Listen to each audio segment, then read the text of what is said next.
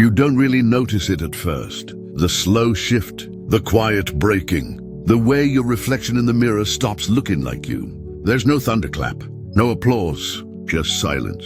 And one day, you realize you've become someone else. Not by choice, but by circumstance. Life has dragged you through fire, and what's left standing barely remembers who it used to be. We call this change. But the Stoics knew it's something far deeper. This is transformation. It's not a glow-up. It's not a new year, new me. It's the gritty, painful, soul-shaping process of destroying who you were so you can finally become who you're meant to be. Seneca once said, "Difficulties strengthen the mind as labor does the body." And he wasn't talking about motivational quotes or morning routines. He was talking about what happens when life betrays you, when everything you loved falls apart, when the people you trusted stab you in the back and you stand there bleeding, wondering why. That's where self-transformation begins, not in comfort, but in chaos, because the truth is, nobody really changes when things are good. You don't evolve when you're comfortable. You evolve when your piece is ripped apart and you're forced to rebuild it from ashes. And maybe that's what you're feeling right now. The confusion, the loss, the disconnection from the person you used to be. You're not broken. You're just transforming. Marcus Aurelius once wrote in his Meditations, "What stands in the way becomes the way." He wasn't being poetic. He was revealing a law of life. The obstacle is the path. The betrayal, the failure, the heartbreak, all of it isn't blocking your transformation. It is your transformation. But here's the part nobody talks about. Before you rise, you fall apart. You lose yourself first. You start questioning everything, your worth, your identity, your purpose. You look at your reflection and whisper, "Who am I becoming?" That's the dark night of the soul. And every Stoic who ever lived went through it. Epictetus was a slave before he became a philosopher. He had every reason to give up on life. But instead, he looked at his chains and thought, "These may control my body, but not my mind." That was his transformation. Because here's the real secret. Transformation doesn't start with a goal. It starts with a breakdown. Let's pause for a second. Think about the last time you hit rock bottom. Maybe it was betrayal. Someone you loved lied to you, left you, or used you. Maybe it was failure. You tried your best, and life still slapped you in the face. Maybe it was losing your sense of direction. You woke up one day realizing you didn't recognize the life you were living. That's when transformation knocks. But it doesn't knock politely. It breaks the damn door down. You start questioning everything you thought you knew. You start seeing how fragile everything was. The job, the relationships, the fake smiles. You start noticing who really cared and who just pretended. And that hurts. But it's also freedom, because the old version of you had to die for the real one to emerge. Transformation is not about becoming something new. It's about shedding everything that isn't truly you. The Stoics called this apatheia, not apathy, but peace. A calm soul untouched by the chaos of the world. You don't get there by faking calm. You get there by facing hell and choosing not to burn, and that's the hardest part. When you're transforming, people around you won't understand. They'll say you've changed, and they're right. But they'll mean it like an insult.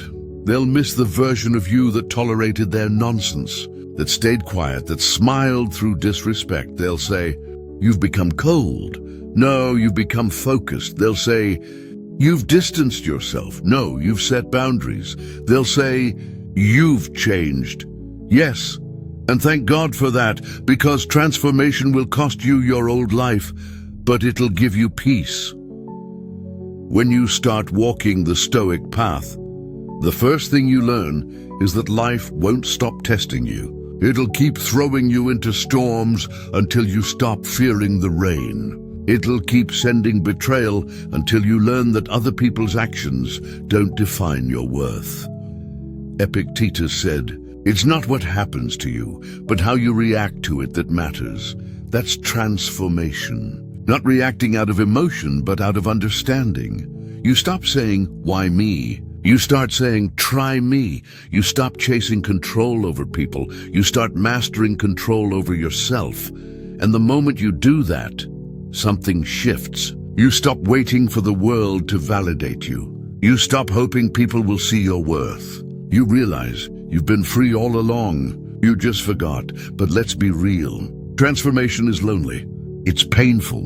You'll lose friends. You'll sit in rooms you once filled with laughter, now filled with silence. You'll scroll through old photos and feel nothing but distance from the person in them. That's the price of evolution, and it's not fair. You didn't ask for it. You didn't want to grow this way. But the Stoics remind us, life doesn't care about comfort. It cares about truth. Seneca said, "No man is more unhappy than he who never faces adversity, for he is not permitted to prove himself." In other words, if you've been broken, betrayed, or beaten down, congratulations. You've been chosen for transformation.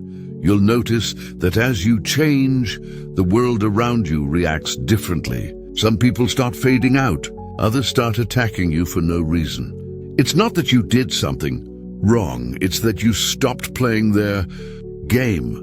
You stopped entertaining drama. You stopped chasing approval. You stopped living in fear. And that triggers people who still live in their own cages, but don't run back just because they're uncomfortable. Growth isn't about dragging everyone with you. It's about walking alone until you meet others walking in the same direction.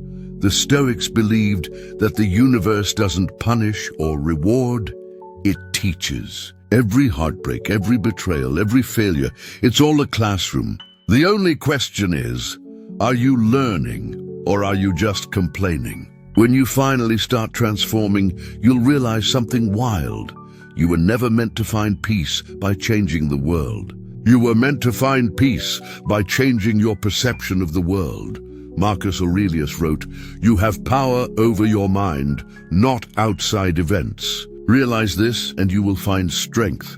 That's where transformation becomes real. Not when your life looks different, but when your mind does.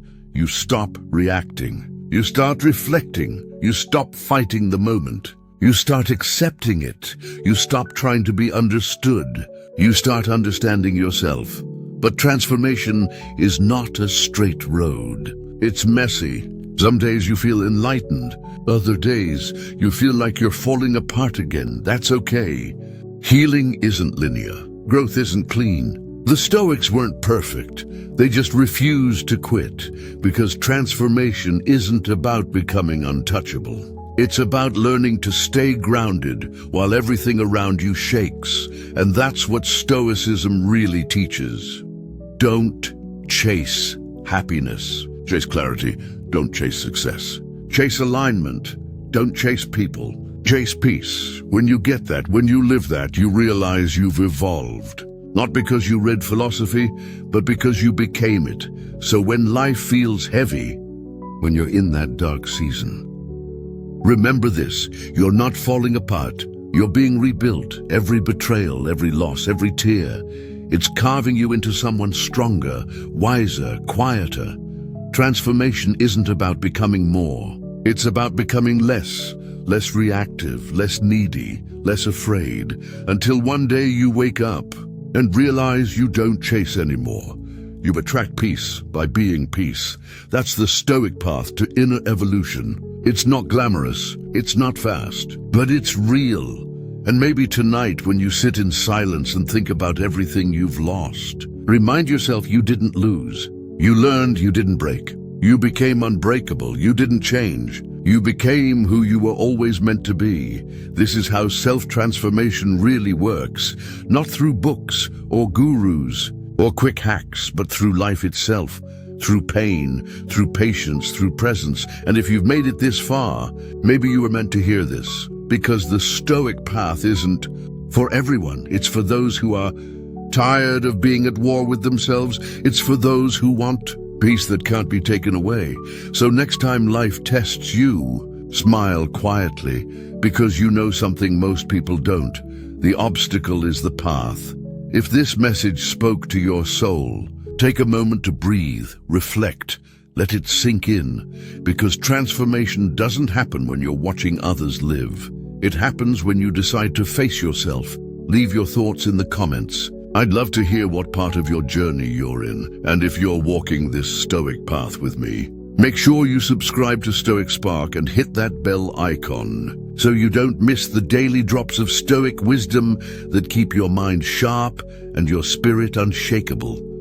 And remember, peace isn't something you find, it's something you become.